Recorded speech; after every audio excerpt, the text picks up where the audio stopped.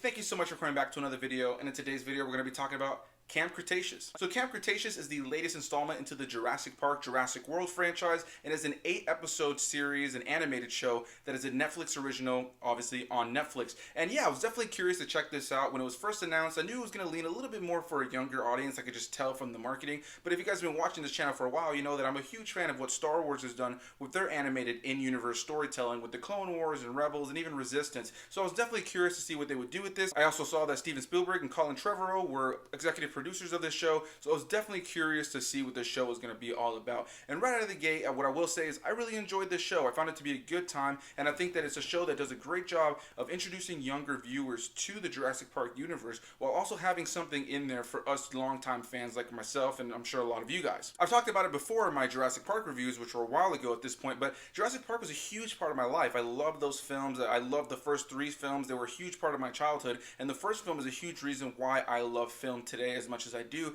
And for a long time of my young childhood, I wanted to be a paleontologist thanks to the character of Alan Grant played by Sam Neill in that first film. So this franchise is definitely part of who I am, and I was definitely excited to check it out. And as a Jurassic Park fan, I walked away with this with a smile. I had a good time, and I'm definitely interested to see what season 2 is all about. Like I mentioned, there's only 8 episodes, and when the show first started, I thought it was just a kind of cute, fun ride. The first episode was cute and fun, and it was the episode that utilized John Williams' music the most. I think that they were just trying to draw some of us in, and when the characters are first getting to Jurassic World, they're using that very awe-inspiring music and that beautiful score of John Williams to kind of get us all enticed. And they drizzle it in throughout the rest of the series, but I will say that the rest of the series doesn't use it nearly as much as that first episode, but I didn't mind it so much. But by the end of the first episode, I found myself thinking, this is a cute, fun kids show that is just set inside of the Jurassic World, and yeah, I was definitely excited to see where they would take it. And it wasn't until the 4th episode that I really realized that, oh, they're going to take this to a lot more of a serious level than I thought they were going to. The first 3 episodes were kind of to set up the characters, and what I will say is that the characters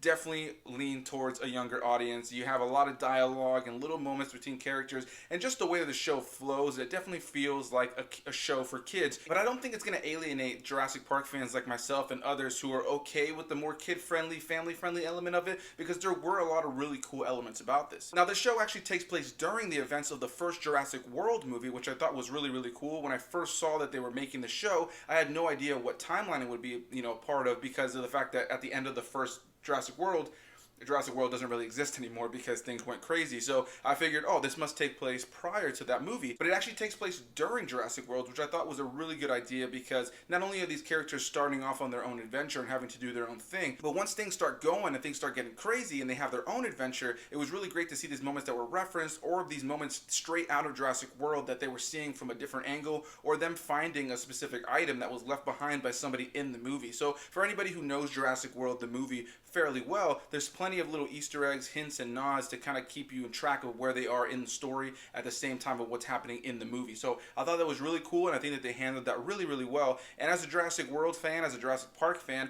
I really enjoyed the small details and not going overboard with it, but letting it be its own thing while also connecting it to this bigger universe. There's also references and characters who try to reach out to certain characters from the movie, which I thought was really, really cool. And there is an appearance from one character from the movie, which I thought was also pretty cool and really well executed. Now, what I will say kind of is not going to work for everybody in this film are the characters. Now, I enjoyed them by the end of the show, but a lot of the characters I found to be really annoying as time went on, and we're going to talk a little bit about those characters in just one second. But I think the biggest issue that I have with this film is that the dialogue leans more towards a younger audience. You have them saying slang and certain things, just certain things that are kind of in the now as far as what kids are saying and doing, that I can see alienating certain fans, but not so much that it kind of seems over the top. It was just a couple moments of dialogue here and there, and it does present itself as a kid's show, you know what I mean? So you kind of have to know that as you're watching it. But there are moments where people are getting eaten, and you don't see it, and it's not bloody, but it's definitely implied, and the sound effects definitely make it, you know, pretty gross. So these kids are seeing some pretty fucked up shit.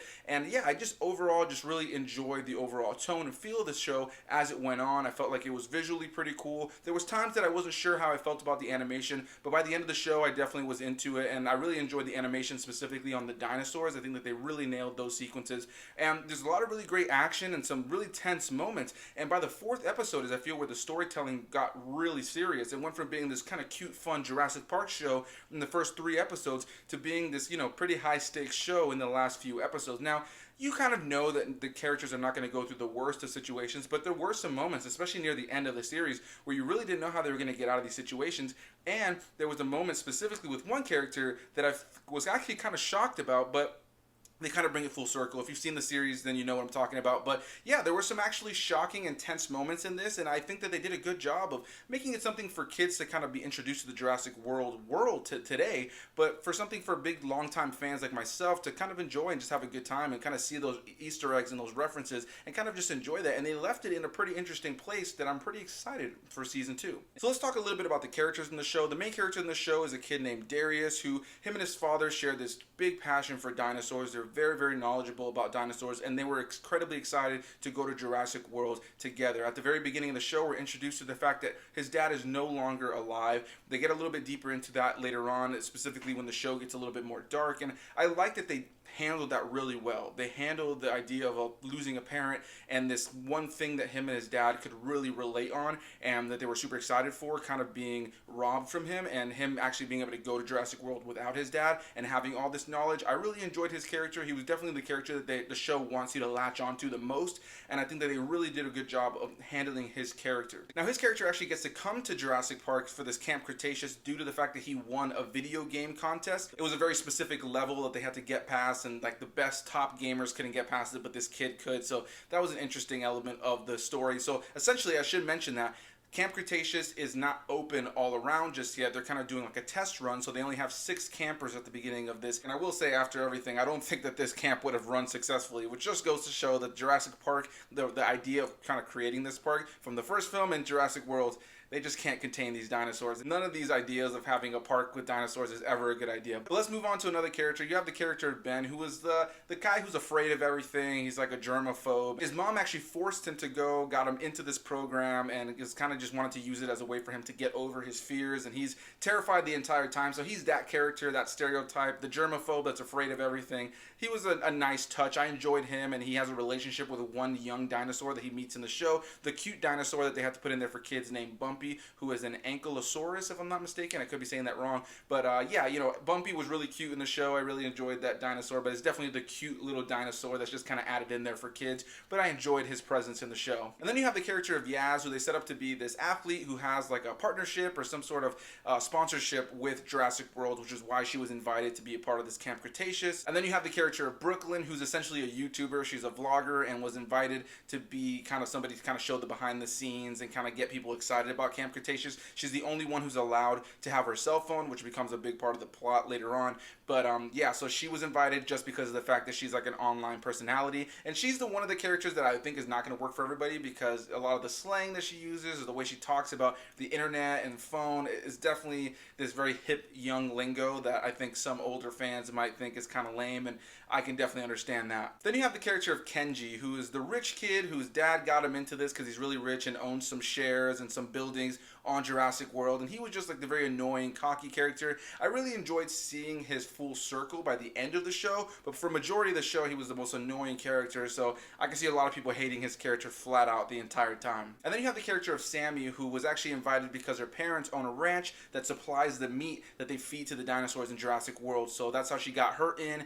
And yeah, that's essentially all the characters and why they're invited into this whole program. I think by the end of the show, I did enjoy all the characters, and I enjoyed the camaraderie that they all built, and the show left off in a pretty exciting place. I am looking forward to see where they take it next. So I am curious, are you guys interested in this show? Have you seen it? Have you not seen it? So definitely leave all of those comments down below. Jurassic World, Camp Cretaceous, I think it's a good time. I think if you're a fan of Jurassic Park, at least give it a shot. I enjoyed it quite a bit. There is that cheesier kid element to it. It is for a younger audience. It is for families. I think if you're a Jurassic Park family and you have kind of kids that love dinosaurs, it's a good time, and I can see yourself enjoying it if you are a fan of the Jurassic Park and Jurassic Jurassic World franchise as well. So yeah, guys, that's gonna be my thoughts on Camp Cretaceous. We can't wait to hear what you guys have to say. Leave those comments down below. Hit that like button if you guys enjoyed the video. It helps the channel out, and I'll see you guys in the next one.